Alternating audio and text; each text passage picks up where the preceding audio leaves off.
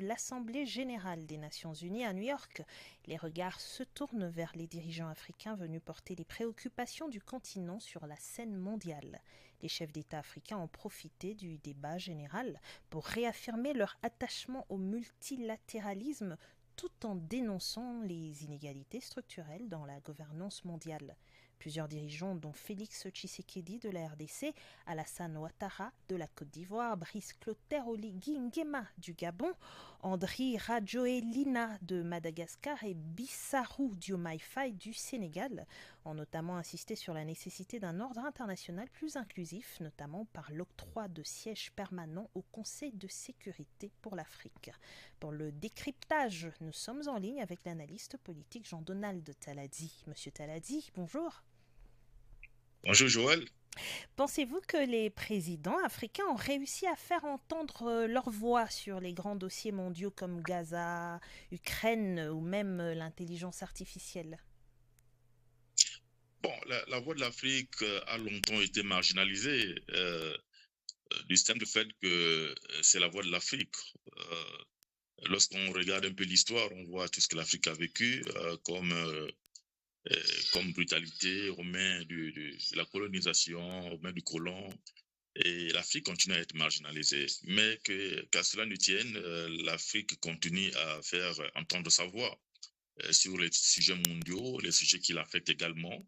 Et donc, encore une fois de plus, nous avons vu des leaders africains qui insistent sur la nécessité, par exemple, de la réforme des Nations Unies, plus particulièrement le Conseil de sécurité des Nations Unies, où les décisions sont souvent prises. Donc, c'est donc la voix de l'Afrique qui a encore qui a résonné avec force, mais on attend voir ce que les leaders, les grands décideurs de ce monde décideront finalement donc de cette voix de l'Afrique. Est-ce qu'elle va être respectée cette fois-ci? Parce que le monde est en ce moment très troublé avec des conflits multiples.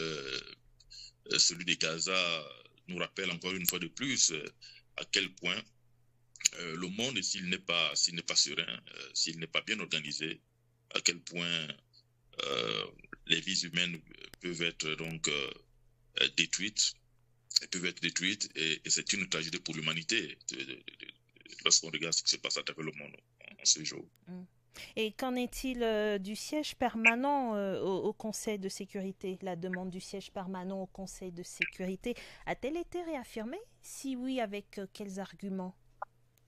Bon, la demande de la réforme des Nations Unies ou encore du Conseil de sécurité des Nations Unies est une vieille demande. L'Afrique continue à marteler pardon, euh, son intégration donc au Conseil de sécurité des Nations Unies, là où se prennent les décisions importantes qui touchent le monde.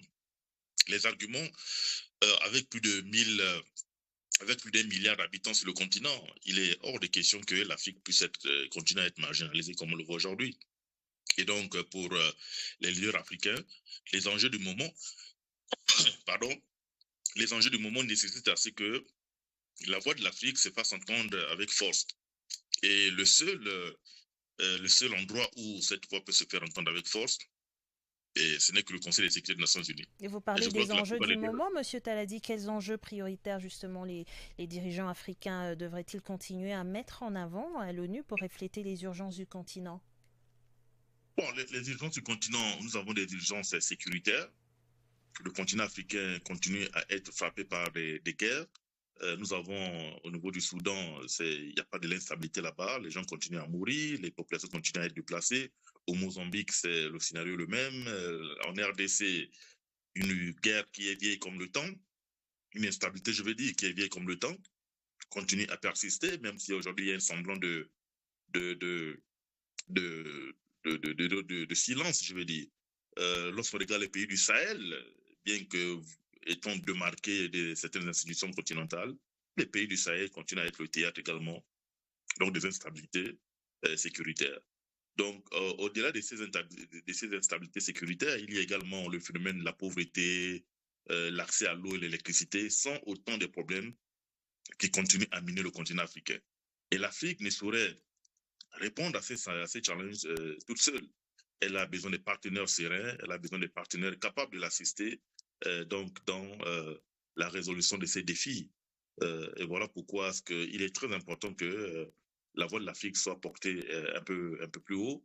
Et le Conseil de sécurité des Nations Unies est la plateforme idéale pour faire entendre la voix de l'Afrique avec force, je pense.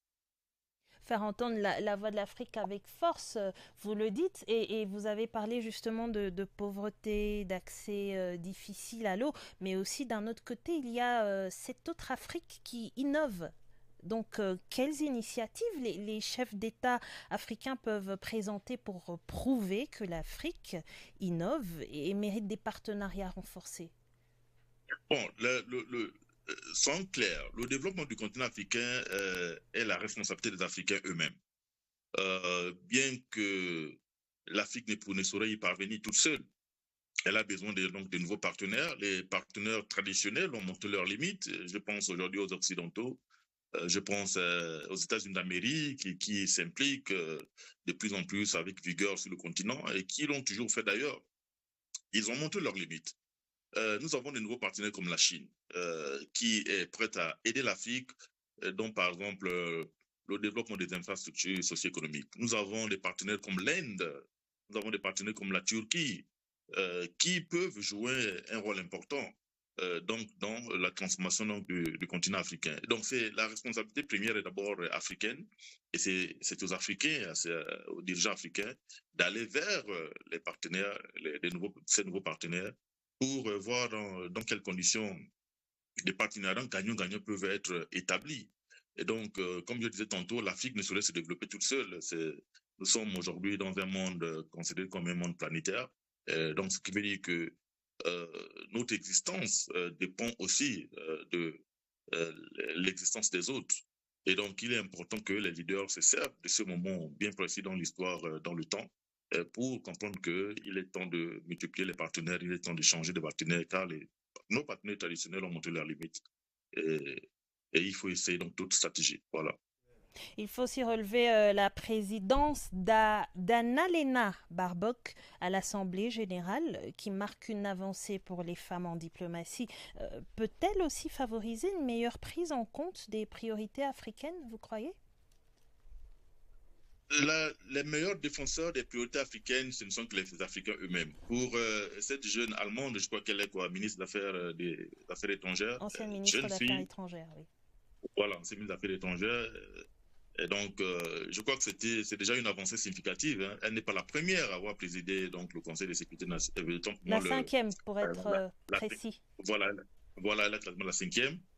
Et donc, on voit les femmes émerger de plus en plus, mais pas quand même à la vitesse qu'on l'aurait souhaité ou encore au nombre qu'on l'aurait souhaité. Mais c'est déjà une avancée parmi tant d'autres.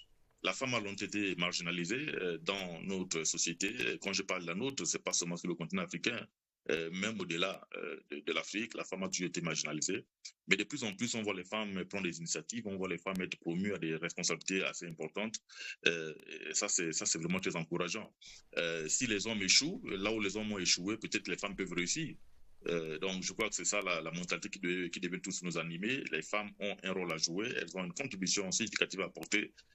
Mais, comme je disais tantôt, la responsabilité donc de défendre les intérêts de l'Afrique revient d'abord aux Africains eux-mêmes. Et il est donc important que les Africains soient à la hauteur donc de défendre les intérêts qui sont les leurs et sur les plateformes internationales comme celle des Nations Unies et au-delà, bien entendu. Jean-Donald Talazi, il était question avec vous de l'ouverture ce mardi de la 80e session de l'Assemblée générale des Nations unies à New York, où les regards se tournent vers les dirigeants africains qui s'y sont rendus nombreux. Merci d'avoir répondu à nos questions sur Vue d'Afrique, Monsieur Taladi. À la prochaine. Merci. Au revoir. Place à présent à l'information économique que nous présente